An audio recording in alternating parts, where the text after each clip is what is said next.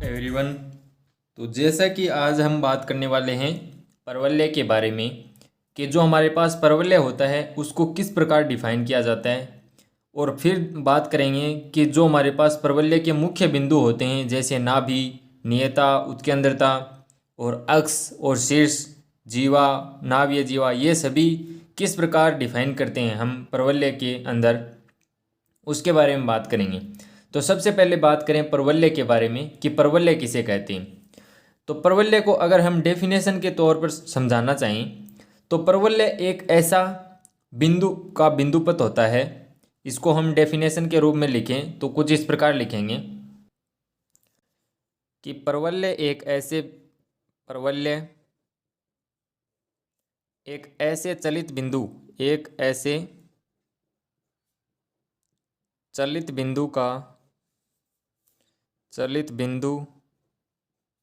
का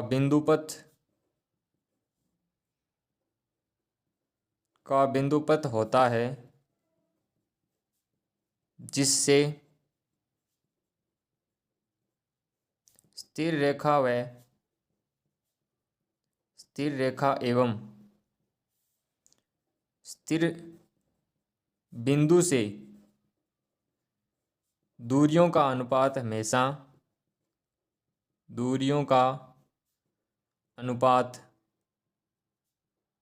हमेशा समान रहता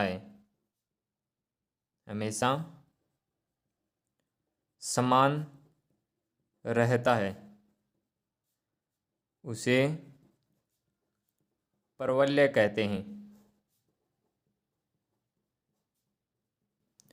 अब जो यहाँ पे हमने बात की अनुपात की, दूरियों के अनुपात की, कि दूरियों का अनुपात से समान रहता है, वह दूरियों का अनुपात परवलय के लिए कितना होता है। तो परवलय के लिए जो दूरियों का अनुपात होता है, दूरियों का अनुपात होता है, वह परवलय के लिए हमेशा ही 1 होता है। यह तो हो गई हमारे पास परवलय की डेफिनेशन। अब हम बात करें परवलय के लिए जो नाभि होती है उसको किस प्रकार डिफाइन करेंगे। तो परवलय की नाभि को हम, जैसे हमारे पास कोई भी समतल होता है, जैसे समतल में जो हमने यहाँ पे डेफिनेशन लिखी है स्थिर बिंदु, तो यहाँ पे जो स्थिर बिंदु होता है समतल में, स्थिर बिंदु ही क्या कहलाएगा, स्थिर बिंदु परवलय का नाभि कहलाता है। परवलय की नाभि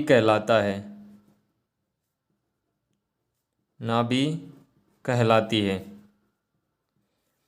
इसी प्रकार हम बात करें परवलय की नियता की, तो जो हमारे पास यहाँ पे स्थिर रेखा होती है उसी को हम बोलते हैं परवलय की नियता। तो यहाँ पे डेफिनेशन में लिखेंगे समतल में स्थिर रेखा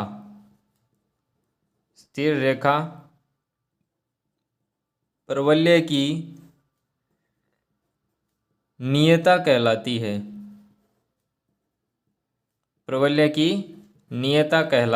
है।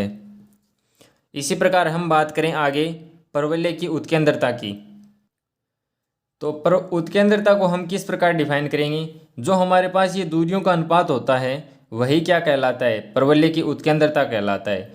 तो हम यहाँ से इसकी डेफिनेशन कुछ इस प्रकार लिखेंगे कि जो हमारे पास स्थिर रेखा व स्थिर बिंदु से दूरियों का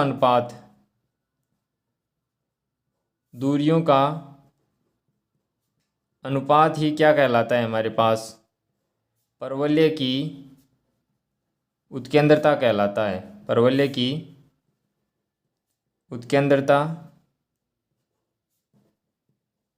कहलाता है। और परवलय की उत्केंद्रता कितनी होती है, परवलय की उत्केंद्रता होती है 1। जो हमारे पास दूरियों का अनुपात होता है वह कितना होता है, 1। तो हमारे पास परवलय की उत्केंद्रता हो जाएगी 1। अब हम बात करें, अगली डेफिनेशन आएगी हमारे पास परवलय की अक्ष की। तो परवलय की अक्ष को किस प्रकार डिफाइन करेंगे? जो हमारे पास नियता थी स्थिर रेखा, तो इस स्थिर रेखा की क्या होनी चाहिए? लंबवत होनी चाहिए, और जो नाभि है उससे क्या होनी चाहिए? गुजरनी चाहिए। तो इसको हम लिखेंगे परवलय की नियता पर लंबवत तथा नाभि से गुजरने वाली रेखा, नाभि से गुजरने वाली रेखा क्या कहलाती है? परवलय की अक्ष कहलाती है, अक्ष कहलाती है। अब हम बात करें अगली डेफिनेशन की, तो वह हमारे पास है परवलय का शीर्ष। तो परवलय के शीर्ष को डिफाइन हम इस प्रकार करेंगे कि जो हमारे पास एक तो परवलय हो गया, और जो हमने अभी अभी अक्ष लिखी थी, उस अक्ष और परवलय का जो प्रतिच्छेदी बिंदु होता है उसी को कहते हैं परवलय का शीर्ष। तो हम लिखेंगे परवलय की अक्ष तथा परवलय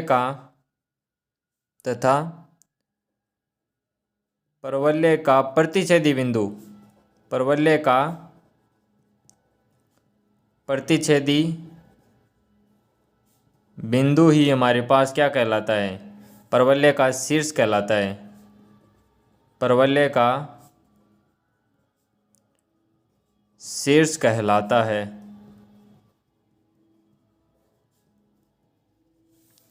अब हम बात करें, अगली डेफिनेशन आती है हमारे पास परवलय की जीवा की।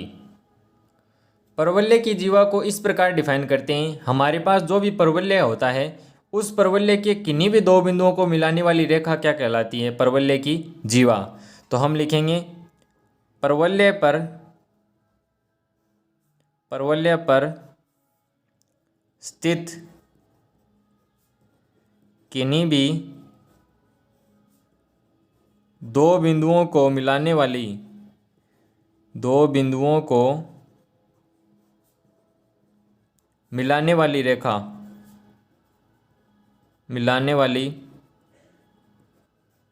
रेखा, परवलय की जीवा कहलाती है, परवलय की जीवा कहलाती है। ये तो हो गई हमारे पास परवलय की जीवा। अब हम बात करें, अगली डेफिनेशन है परवलय की नाभीय जीवा की। तो परवलय की नाभीय जीवा कहने का मतलब जीवा तो होनी चाहिए। अब नाभीय, तो नाभीय का मतलब हो गया जो नाभि से गुजरेगी। तो हमारे पास परवलय की ऐसी जीवा जो क्या किससे गुजरे? जो परवलय की नाभि से गुजरे। तो हम इसको डिफाइन करेंगे कि परवलय की ऐसी जीवा जो परवलय की नाभि से गुजरे, नाभि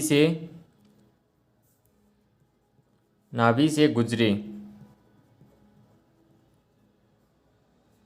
उसे क्या कहते हैं? परवलय की नाभीय जीवा कहते हैं, नाभीय जीवा कहते हैं। अब अगली डेफिनेशन है हमारे पास, जो नाभिलंब होती है परवलय की द्विकोटि बोला जाता है जिसे। तो परवलय की द्विकोटि को किस प्रकार डिफाइन करेंगे कि जो हमारे पास परवलय की जो जीवा होती है वह क्या होनी चाहिए? एक तो होनी चाहिए नाभि से गुजरनी चाहिए, और जो हमारे पास परवलय की अक्ष होती है उसके होनी चाहिए लंबवत। तो उसे कहते हैं परवलय की द्विकोटि। तो परवलय की ऐसी जीवा,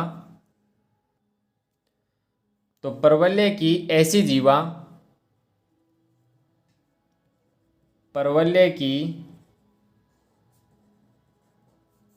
ऐसी जीवा जो नाभि से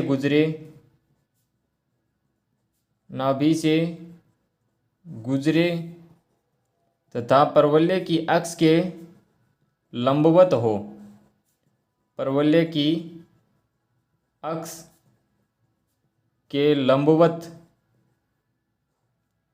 लंबवत हो तो उसे परवलय की द्विकोटि या नाभिलंब कहा जाता है, नाभिलंब कहा जाता है। तो यह था हमारे पास परवलय के कुछ महत्वपूर्ण बिंदु जिनकी डेफिनेशन हमने डिफाइन की हैं। तो इन्हीं की सहायता से हम बनाएंगे परवलय का समीकरण। वह समीकरण बनाएंगे अगली क्लास में। अगर वीडियो पसंद आई हो तो लाइक शेयर सब्सक्राइब करना ना भूलें। अगली वीडियो में मिलते हैं, तब तक के लिए जय हिंद, वंदे मातरम।